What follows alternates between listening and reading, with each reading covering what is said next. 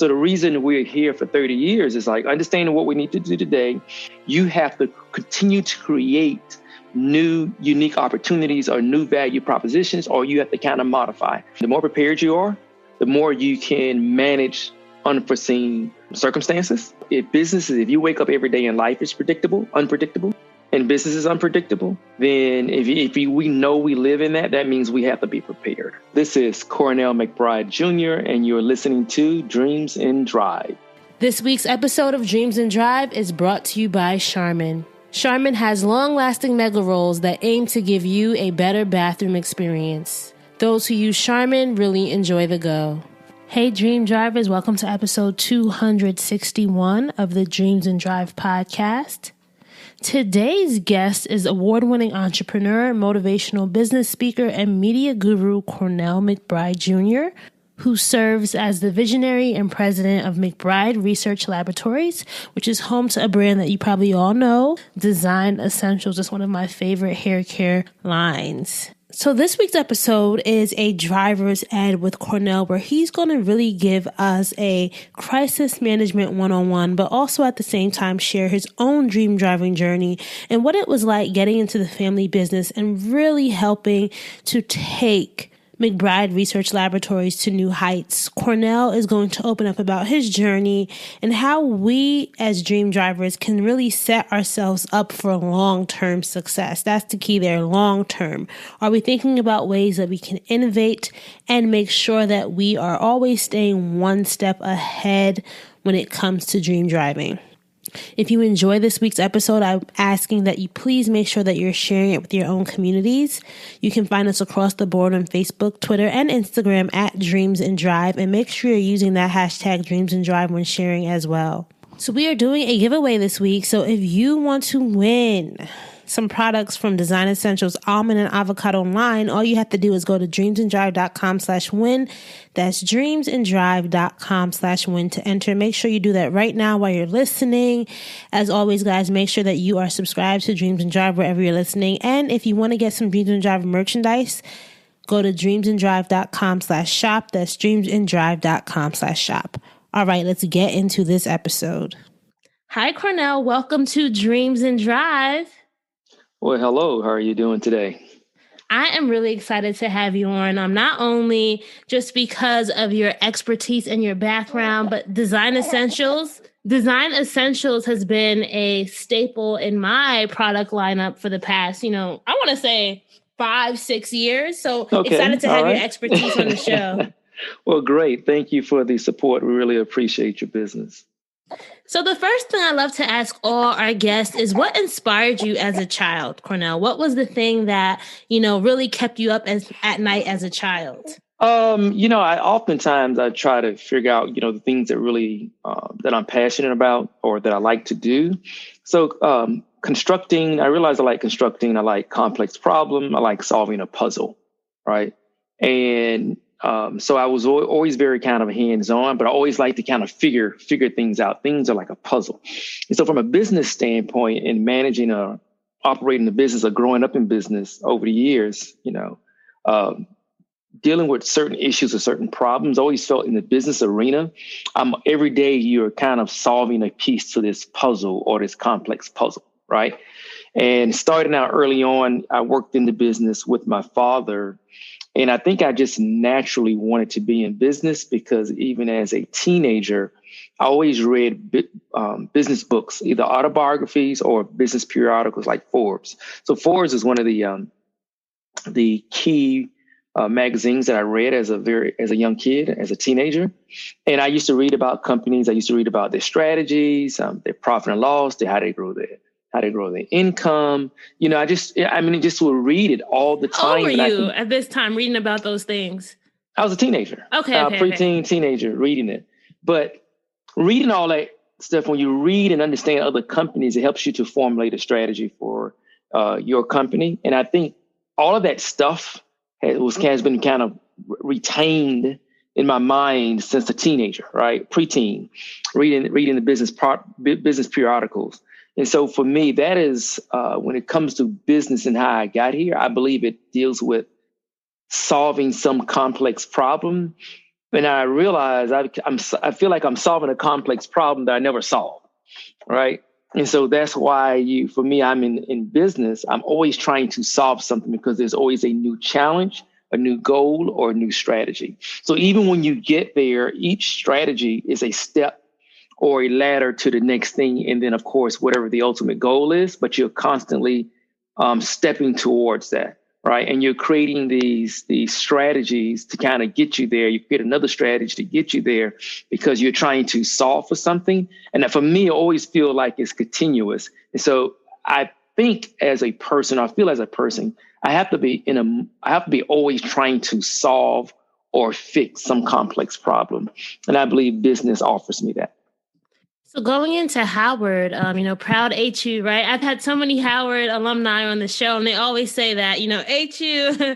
Oh, you're a Howard guy? No. I went to Princeton. I went to Princeton, but I have a lot of Howard guests on the show. Yes, You guys all love your alma mater, but did you know going in that you were going to go end up and work? Did you know what was your approach to college, right? Because I think that a lot of times, a lot of us go into college not really knowing what we want to do afterwards. But did you always know you were going to return to the family business? Yes, I always knew I was going to return to the family business because I grew up in it. I worked in it. I enjoyed it and I liked it. And I think that the difference and the distinguishing difference is something that I enjoy doing versus doing it because my father did it. And so I think that is the difference for me. I really enjoy doing it. So I've embraced it. I've been doing it since I've graduated. I was in business. Working with my father in M&M products, during the summertime. So when I went to Howard, I did a lot of I knew where I was going to, I had my job. I already knew I had my job all set. Ironically, while at Howard, my father actually sold. Before I graduated in 86, he started the process of selling M&M Products Company. And by the time I graduated in 87, I actually never went back to work for M&M Products Company because he sold the company in 1988. And when I graduated from Howard, we had some beauty supply stores and a package store or a liquor store. And I managed that coming out of school. And then we started McBride Research Laboratories in 1990. And we started that because my father had to wait 2 years with his non-compete after he sold M&M Products Company. So we could not do anything. He could not do anything when it came to coming back into this space of hair care products, right? He had to wait 2 years. But when that 2 years were up, we had the beauty supply stores, we had the package stores. We had started we started with the M&M Product Company and selling our professional products, which is Design Essentials. Our sales of Design Essentials in 1990, after the first so many months, maybe it was a few $100,000. The sales of the beauty supply stores and liquor stores may have been 1.5 million. Yes, 1.5 million. Okay. And my father is like, okay, we're going to take this thing that's just started. Let's focus on this. Let's sell these beauty supply stores, this package store. So let's focus on the smaller business because the smaller business had great opportunity and upside versus the business that we've been managing for the past several years.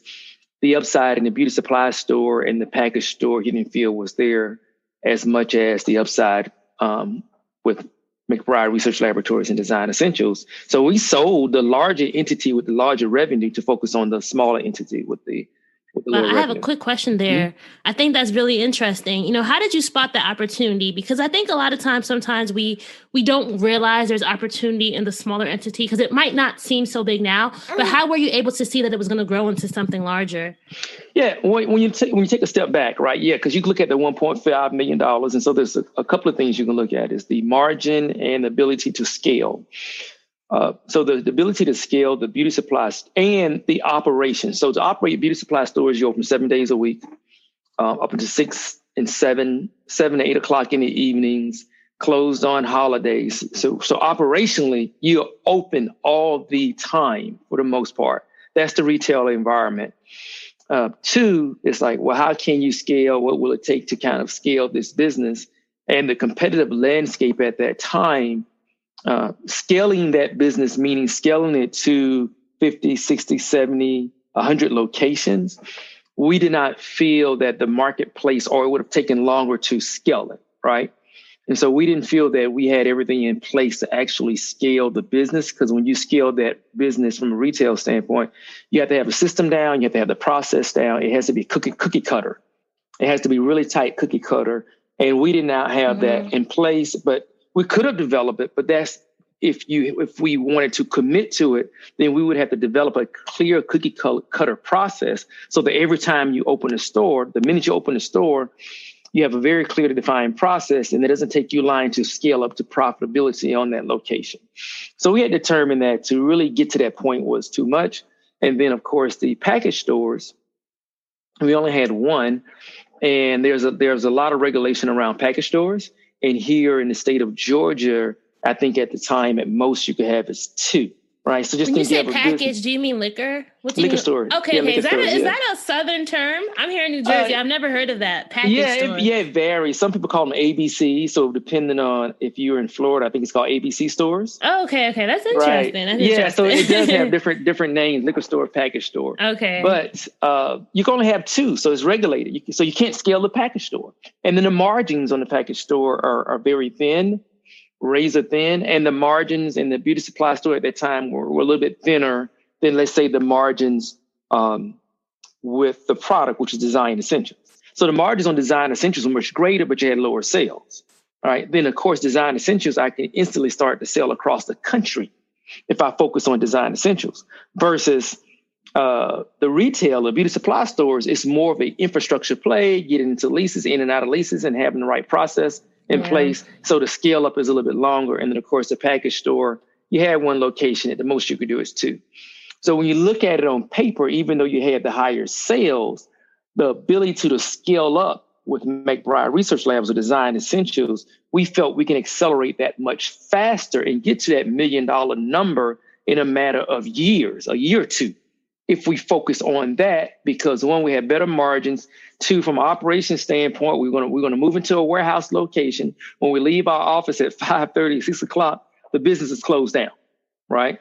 If we come in and work on the weekends, that's fine. That is our choice. Versus the beauty supply stores know that the business are closing down 7 o'clock every evening. They're running on Saturdays and Sundays. You're not in this continuous operations. You could actually conduct business 5 days a week with McBride Research Laboratories or with the Design Essentials, and then you are not operating on the weekend. So that was all part of our assessment, and why we made a decision to focus on Design Essentials and sell the other companies. So during this time and, the early days of the growth of Design Essentials, how were you figuring out what your genius zone was, right? I think sometimes, I think that's really important. You could have really focused in on any area of the business. Although you did have experience in different areas, how did you realize what your genius zone was? Well, with the company, we defined the company. So first of all, we defined the company as a marketing and sales company. We were not a manufacturing company because we didn't manufacture our products. Once we defined ourselves as a marketing and sales company, then that's all we did every day, right? It was a focus on marketing and sales.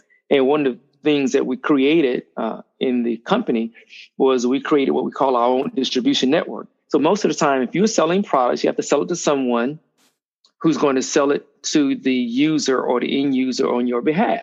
And that person that you sell to normally going to have your product and everyone else's product.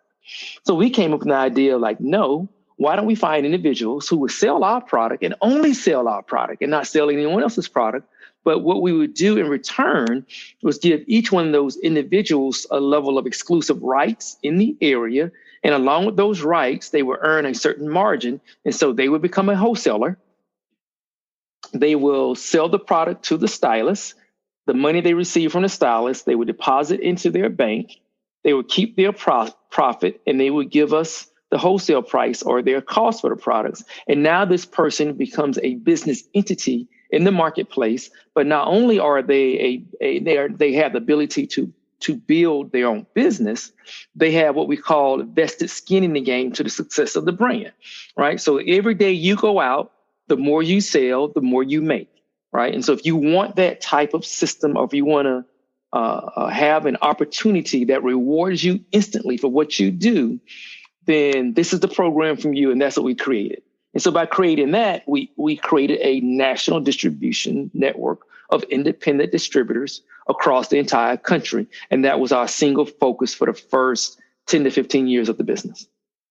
Wow. And then, I think what I also think is interesting, and maybe I should have worded this differently, was you personally, how did you find out what your genius zone was, right? Because you're working alongside your father at this point, right? You weren't yet president. What were the gifts that you were seeing in yourself as you unfolded or as the business grew?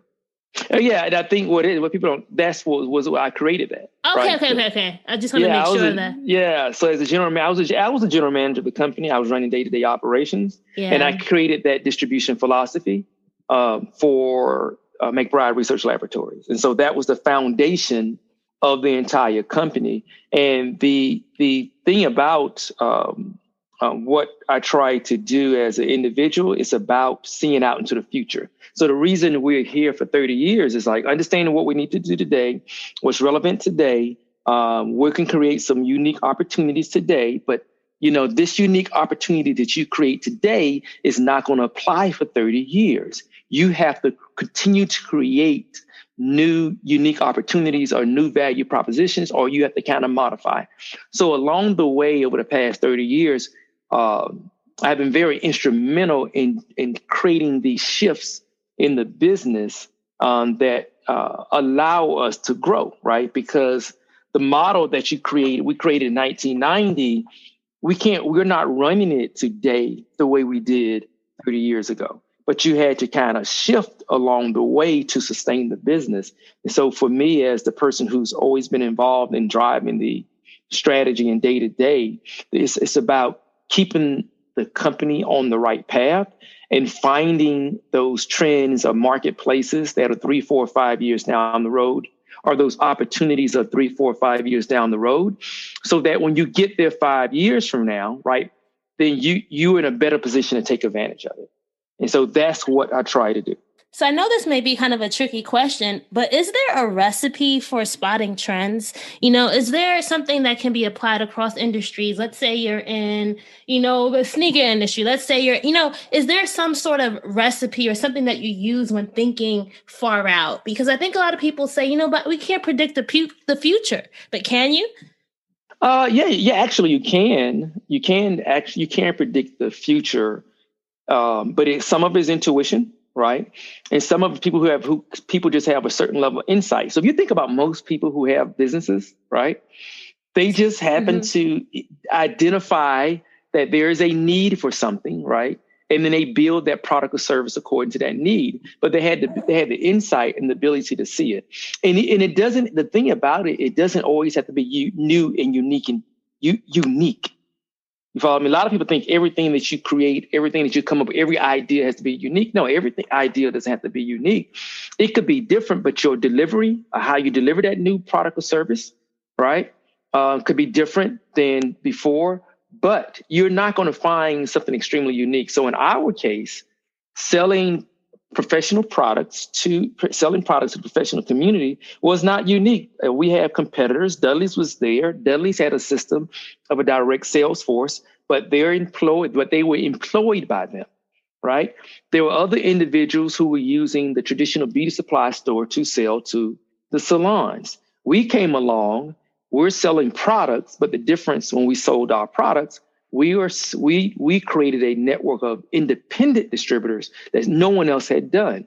So in that case, we were doing something unique from a delivery standpoint, not necessarily from a product standpoint, right? Because there are already products in the marketplace. And you have to kind of look around any market that you want to go into or any industry that you want to go into. You just have to to see if you could find a missing piece that's not offered, and say, okay, can I create a solution for it? And it could be something that's existing already in the industry, but it takes research and it takes insight to kind of draw those conclusions. I think that's really important because I think a lot of businesses realized that March 2020, right? When we first heard of COVID-19, we weren't yet sure of how that exactly was going to affect our day to day. But a lot of people had to innovate, or they had to realize that there were new spaces in their existing markets that they could penetrate, right? Correct. Was there anything from your standpoint as the president of Design Essentials? How was the business impacted, or how did you realize that you guys were going to have to shift your approach to selling during this pandemic? So I'll summarize saying our business for 2020 was up 25%. Wow. With a 70% fill rate. Less than 70%. So we only shipped 70% of all business, and we were up 25%. So that's 2020 for us. It's the best year that we ever had. Now, wow. Why is that, you think? So what happened? So if we think about before COVID hit, what do we do prior to that? So prior to that, one of the things we had signed up with the team's application, and we were looking at, in ways to improve, offer better work. Offer a more open work from home policy. So our work from home policy was prior to COVID, and we were using a team software. So my team, we had already kind of started because we was using what we call Microsoft Teams. Now, fortunate for us, whatever the case may be, it had nothing to do with COVID. It had to do with, okay, how do you create the best work environment for your organization? And how do you adjust to this new work environment where people are looking for greater flexibility to work at home? That's how we were thinking in 2019 before COVID came along, right? And so because we were thinking that way, we had started implementing the team software because we were trying to make it easier for people to have flexible working conditions. That's number one. Number two, before COVID hit, we had made an assessment in 2018 and 2019, really before then, about evolving into a more of an e-commerce centric type of business. Right. So we were already on the way with e-commerce. We had an e-commerce business, had an e-commerce platform. We were already shipping e-commerce in 2019. That part of the business was growing. We had consultants that we were working with. So everything that we were doing in 2019 and 2018 was a gradual shift because we felt that the business across the board was moving more to an e-commerce type of platform. And by the time we rolled around to 2020, we were maybe year 2 or 3 of the strategy. And we presented the strategy at our national meeting, some other elements of it, which was what we call our affiliate program. And the affiliate program was for the professional community. This was January of 2020. This was already in the plan. We had no clue of COVID. Wow. Nothing. By the time, so our goal to launch the affiliate program, let's say, was April, to the professional community. We presented it to our team, our national team at our national meeting in January. When COVID hit in March, we pulled forward the affiliate program, right? The execution of it. We just pulled forward about 30 days, and we executed our affiliate program to go along with our e-commerce strategy because everything was already in place.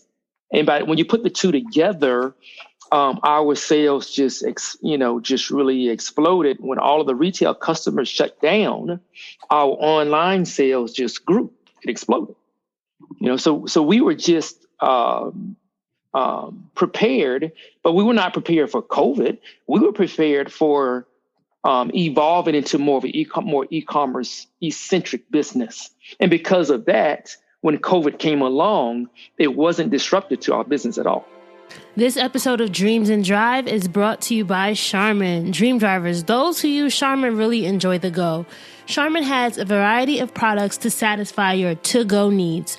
So we're talking about our bathroom experience, right? That's one thing that we all have in common, the need to go. So why not enjoy the go with Charmin? Softness matters at home and in the bathroom, and Charmin has a variety of products that makes your to-go experience that much better. There's Charmin Ultra Soft, which has irresistible cushiony softness. There's Charmin Ultra Strong for superior strength and absorbency. Or you can try Charmin Flushable Wipes and get the freshest clean Charmin has. And you guys know I have a baby, so you know I love wipes. And don't forget Charmin's long-lasting mega rolls. Charmin aims to give you a better bathroom experience. At Charmin, they believe that won't happen if you finish it all off with the wrong toilet paper, which is why they make a toilet paper that's just right for everybody. Dream drivers, try Charmin and enjoy a better bathroom experience. That's amazing. And, thankfully, your business wasn't affected, right? But a lot of people's businesses were affected during COVID. And one of the things that from your 30 year. Yeah, it's a 30 year because 1990. I was born 91, so I'm 31 years, right? 31 years. Right. Yes. You know that forecasting is very important. Whether you have a products business, a service business, talk to our dream drivers about why they really why forecasting should be something that is part of your business plan, especially in the times of 2021 and beyond. Because you factor in what we call unforeseen circumstances in your business. Meaning if I, like 2021 and we have our weekly meeting, I'm talking to the team. One of the things we discuss is, the break-even point, right? So the break-even point, and then we have our sales forecast. We want to have or make sure that if our sales forecast is, let's say, 20% growth, right? Then if something happens, right, what is the lowest level of sales I can operate off of and still be profitable? So you have to plan that, right? You have to plan a level of disruption, which means that once I plan a certain level of disruptions every single year, which means my business, if my sales drop by 20%, am I still profitable? Yes. Okay. Now, in the 30 years of business, have sales ever dropped by 20%? No. Right. So now I know, in 30 years of business, sales has never really dropped by 20%. It's going to take some anomaly. But if I manage my expenses as if sales could drop by 20%, or if they could drop by 15%, then I'm covered. And then my response to whatever that circumstance is not as drastic because my expense base already says for 2021, you know what, if your sales drop by 20%, you are now at your break even. If your sales drop more, then you're not in a worse situation, then you know you're going to start to lose money. So if you have a business, then you plan the worst case scenario and the best case scenario. And then you build your budget to that scenario. And then if things are getting better, then you start to expand the budget. But your budget should be a cushion according to your worst case scenario. You can say, well, if sales drop 10%, 15%, I will still be profitable and I will still make money, right? But I know the probability of that happening is very slim. And if it does, then that means there is something that has taken place that is an anomaly that was truly unforeseen. And you have to plan the business that way versus planning the business with the greatest level of optimism, spending with the highest level of optimism, and then having the budget tied to the highest level of optimism. You have no room. You don't have any wiggle room. So what we try to do is create an expense load that prepares for what we have defined as our worst case scenario. And if it happens, then we're prepared. And it doesn't matter. Oh, sales drop by 10%. Oh, we're good. We're still going to be profitable. Drop by 15. Oh, we're fine. We're still going to be profitable. And so that's kind of how we plan and forecast, because we want to make sure that if something happens, we have our expenses covered according to the scenarios that we put forth. Is there anything else that goes into crisis planning? So you have forecasting. Mm-hmm. Are there any other tips or any other components of a good crisis plan? I mean, really, everything, is cash. They say cash solves all problems, right? Cash rules everything around us, right? It does. And basically, when you're going through a scenario, it's how much cash do you have? And what is your liquidity to take you through? So crisis management says, okay, I have, in worst case scenario, I have 6 months. I have 3 months cash, 6 months cash, 9 months cash, 1 year cash, right? So worst case scenario, how much cash do you have to pay critical expenses? So let's say, for example, your personal home expenses, where you need your salary to pay your personal expenses. Well, do you have 6 months of cash sitting aside if something happens where you can't take a salary from your business for 6 months? right? So in that worst case scenario, you could cut your salary and then you can take care of your personal expenses because you have 6 months worth of cash. If you are building that scenario, and you don't have to build it all in year one, but as your business progresses, then building that cash cushion from 3 months to 6 months to 12 months to 18 months, right? Mm-hmm. Then once you build that cash cushion, it is whatever takes place. Remember, it's not going to only disrupt you. If it's disruptive, it's going to disrupt the entire industry, right? It's going to shake everyone up. But if you're the one that's sitting on 12 months of cash and your competitor is not, guess what's going to happen? You're going to grab market share. You're going to capitalize, right? Because you're in a stronger cash position. You know what, though? A lot of people listening to this show, right? Maybe beginner entrepreneurs, or they might be seasoned entrepreneurs as well. And all of this seems so overwhelming. They may not come from a business background. They may not understand these business principles. What do you think is truly important in order to really grow a business and not just a hobby? You know, would you recommend that our dream drivers take classes? Would you recommend that they then hire someone who's an expert and they serve as a visionary? What have you seen in your experience as a president? As a business growing, you know, you definitely have to bring in the right talent. So a lot of times you're bootstrapping, which we understand. Yeah. Everyone is hustling. You're wearing 10 hats, right? But if you're 10 years later, you're wearing 10 hats, that's a problem. You follow me? That means there's something going on in the business to where it's not giving you enough revenue and growth to hire the talent that you need. Because at the end of the day, when you hire the talent around that you need, the talent is the most valuable asset in the business, and that's how you grow. But in the interim, yes, there are classes and training. So because I went to Howard, I did go to Howard. I got my undergraduate in marketing, in marketing. Then I attended Georgia State. I received an MBA in finance.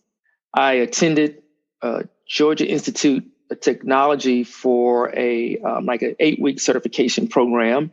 I am active in Vistage, which is a peer group amongst owners, right? So your need to learn is ongoing. So you're always trying to kind of learn and personally develop yourself. And if you could be part of what we call peer groups, and Vistage International is one of them, where you join these organizations, and then now you're in the room with like-minded people just like you who are business owners. And you come together and you meet once a month, and they kind of problem solve their issues in their business. And then you share issues in your business and you learn from that. So as an entrepreneur, you always want to learn first and foremost. You want to have certain disciplines around your business, right? And this discipline, because I know people starting out and I know it's a struggle, right? But the discipline always going to go back to cash. If you can squirrel away a certain percentage off the top when it comes to cash in your business every single month, that is the greatest foundation, because every business suffers from one thing, and that is cash, right? Yeah. And every business owner know, every entrepreneur, if I just had the money, right? So starting out, you may not have it all, but is if you're starting out, if you look at the stories and you read the autobiographies and things of that nature, there are people who live with their parents. There are people who sleep on people's sofa. They do all these things to build cash to save money, right? And then they transition their personal expense and their personal wealth as the business transition. They allow it to go with them. Versus in business, we tend to let our personal expenses and our personal need sit in front of the business. We have a very basic rule, is that the business eats first. That's for 30 years, that business eat first. Business eat first means, me personally, I don't eat until the business eats, right? You have to, and it's like a child, is whatever you want to call it, the child in a family unit. In the worst case scenario, the child is going to eat first. Exactly. Period. If that means if you starve, but the child eats first, right? In a business situation, it's the same. The business has to eat first. And if someone's going to starve, it's going to be me, the owner, right? If someone's going to do without, it's going to be me, the owner. But the last thing that's going to do without is going to be that business. because I need this business to feed me, the family, right? I need this business to feed me personally. So I can't take my personal needs, take it first, and then feed the business. And a lot of times it will happen, I can't commingle my personal finances in with the business, right? You don't want to do those two things. And that is really where the problem lies, is that that's what individuals tend to do. You start to mix the two together. And we have a lot of experience in that because all of our distributors are independent. Yeah. And they are independent businesses. And their failure in business never had anything to do with not being able to sell the product. Their failure always had to do with when they got the money in, not understanding how to separate the two. Yep, and that cash flow too, right? Understanding how the cash actually flowed. How the cash was, yes, how it flows is flowing in, but some of the stuff, money that's flowing in has to go to product. Do not go spend it all on personal needs. And that's what they would do. They would spend it on personal needs. Now, was there a time in the business that, the show is called Dreams in Drive, right? And sometimes you're not always going to be in drive. You might be in neutral, you might be in reverse, you might be in park even. Was there a time where you and Design Essentials really had to step back and navigate through a challenge that you weren't sure how you were going to come out of? A challenge that we're not sure. I think during the economic recession, I think, 2008? 2008. Yeah, right. Yeah. Our business, because our business was based on those distributors, right? And so over the years, there has been change and disruption in our channel in the professional community, right? And so what we've seen is a shift in the professional community when going to more, let's say, part-time. More stylists working or more professionals working part-time. So we've seen that shift. And then in 2008, what took place is we had a major disruption and their businesses were disrupted. And so the number of professional stylists working in a salon full-time, that somewhat went down or diminished, which at that point you have to realize we have all of these distributors, right? And these distributors, business depends on the professional community having an active business, a viable business. And so during that time, I think we definitely had to adjust, how we do business. And there are things that we had to do to help shore up our distributors to carry them through that point. And so I believe during that time, it was very, very tough for our distributors and for the organization to kind of manage through. And ironically, even though it was tough, we still had positive sales growth, right? So we were able to manage positive sales growth, but it definitely was a concern because the first time in all those years of doing business till we saw some level of truly serious disruption because the salons just were not in business. The salons were closing down. You remember you have customers like they're closing down. They're not in business. Yeah. Right? Who you're going to sell to, right? You can't just make up your own beauty. You can't make up your own stylist. You can't just invent your own customers at that point. Exactly. It's like, yes, exactly. Who are you going to sell to? You cannot. And so that was serious disruption to the business. But we managed or we made it through.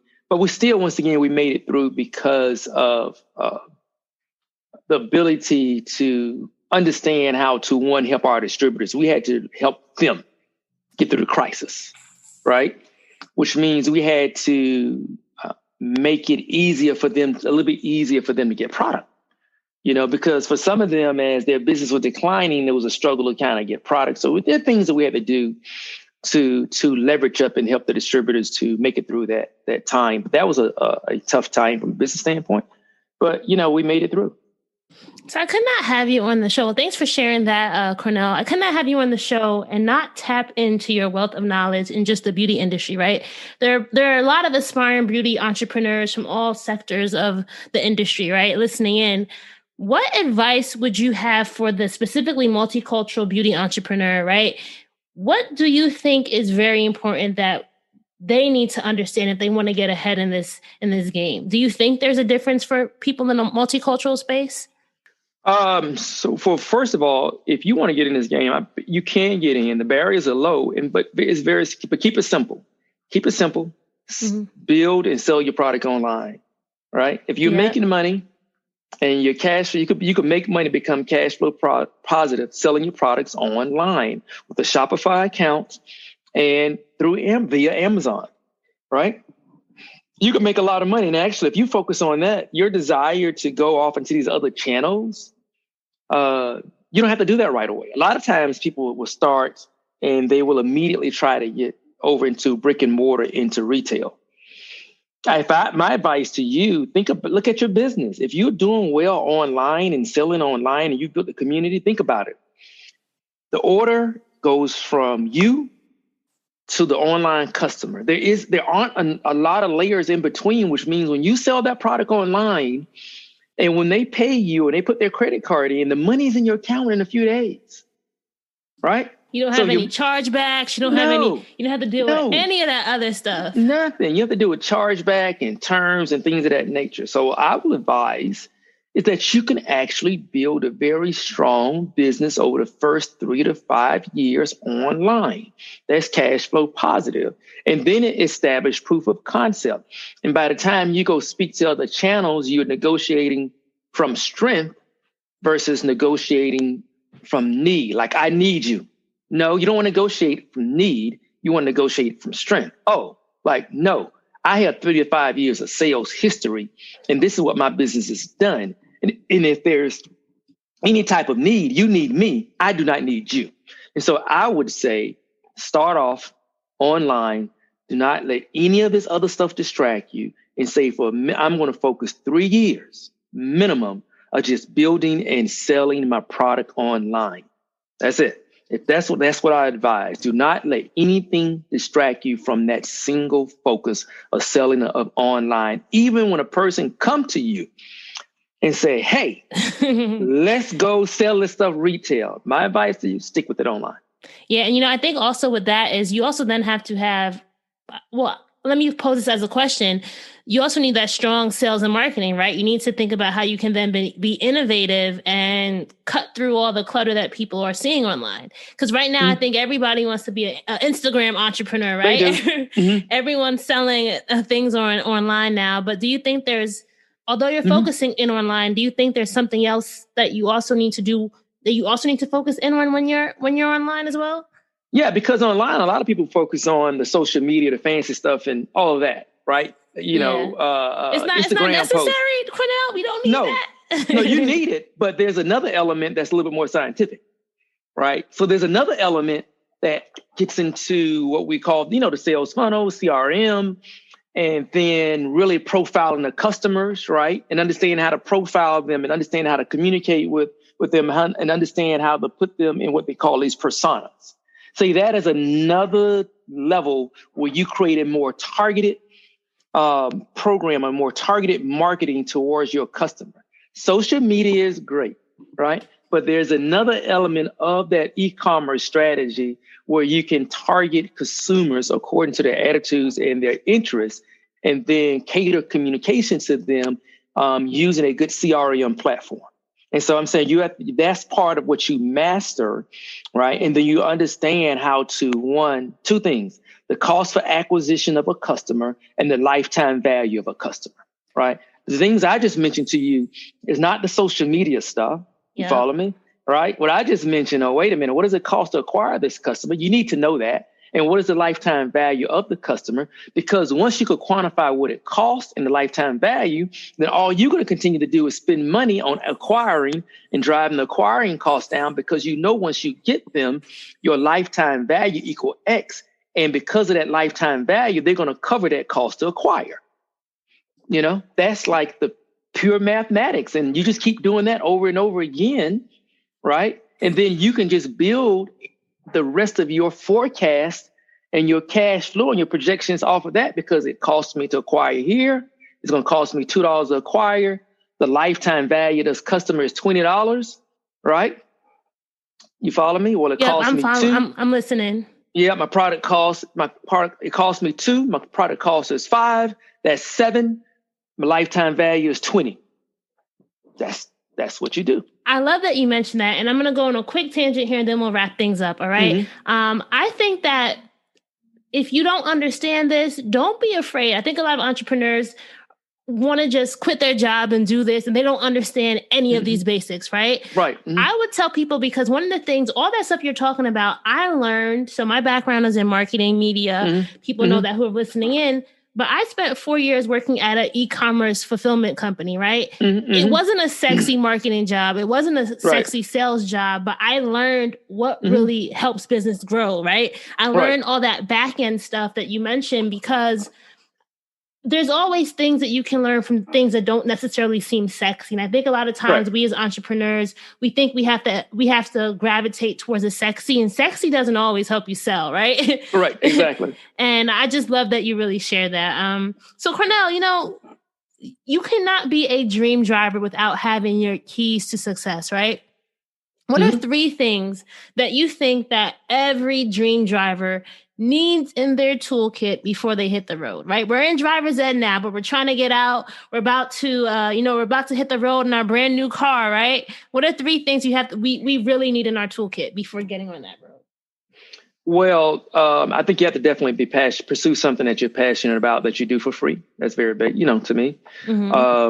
You also have to, I would say, be prepared, right? Because preparation mitigates any type of unforeseen. The more prepared you are, the more you can manage unforeseen circumstances.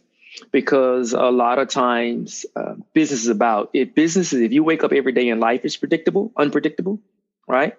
And business is unpredictable, then if we know we live in that means we have to be prepared. You follow me? So I think you have to be passionate. I definitely think you have to be prepared. And I think you have to have a purpose in what you do, right? So whatever you do, the meaning of it has to be greater than self-fulfillment. It has to be a purpose that is for someone else and for others, or for something else. So what's that purpose for you? What's that thing that's driving you every day? For me, is to help individual stakeholders or people in the organization or my family meet their purpose in life or their goals, right?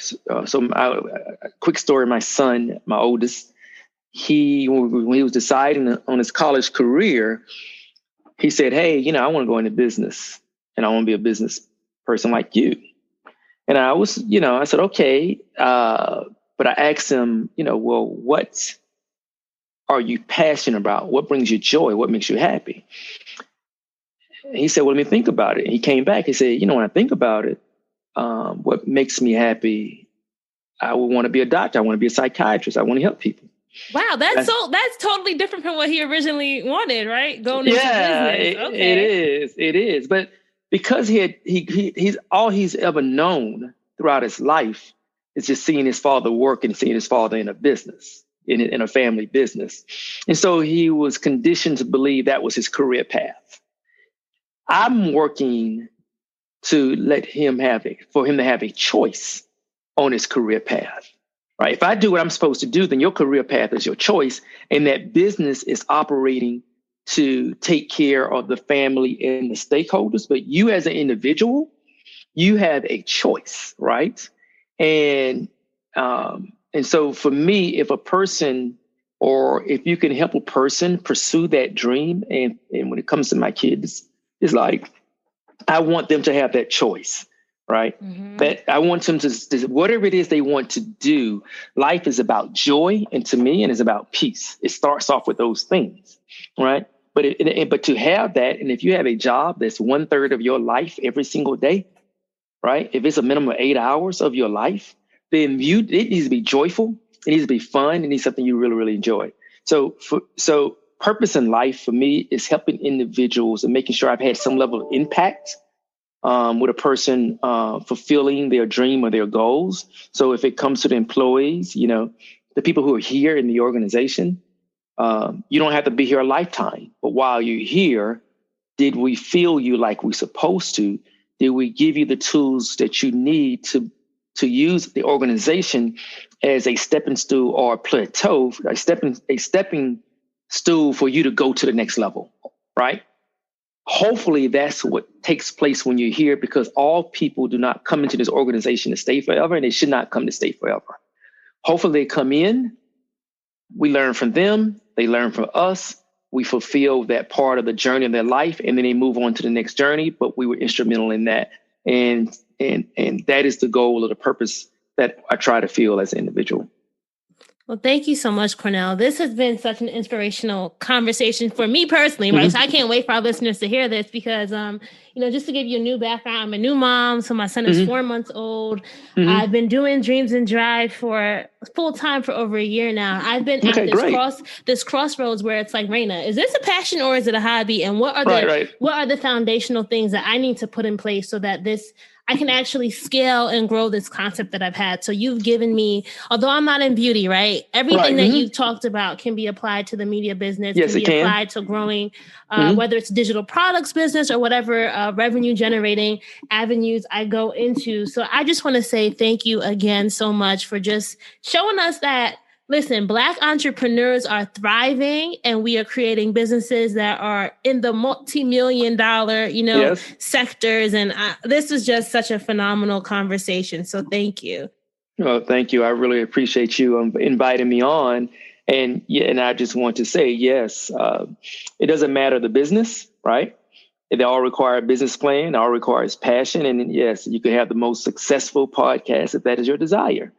You're right. And so you can. And I think you, based on the conversation, you're definitely interested to me in helping people gain information to make their life better. Right. So it's almost like you're trying to create the platform to help others. And I like that about you. Right. Because that's what it's for. Right. Just give the people the information that they need. So I really appreciate it and I like it. And I do believe you would definitely have a successful career in building this in Dreams and Drive. All right. So that's a wrap for episode 261 with Cornell McBride Jr. I hope you enjoyed hearing his story and his keys to success. If you enjoyed this episode, please make sure you're sharing it with your own community. You can find us across the board at Dreams and Drive on Facebook, Twitter, and Instagram. And guys, remember, don't forget to enter this week's giveaway. We are giving away some design essential products. Go to dreamsanddrive.com/win. That's dreamsanddrive.com/win to enter. Make sure wherever you're listening, you are subscribed, you're following us so that you get notifications every time we have a new episode. And lastly, guys, if you want to be on our weekly email newsletter and get a weekly note from me personally delivered to your email inbox, you can sign up at dreamsanddrive.com/join. That's dreamsanddrive.com/join. All right, keep dreaming, keep driving, and we'll chat again in episode 262. Bye, guys.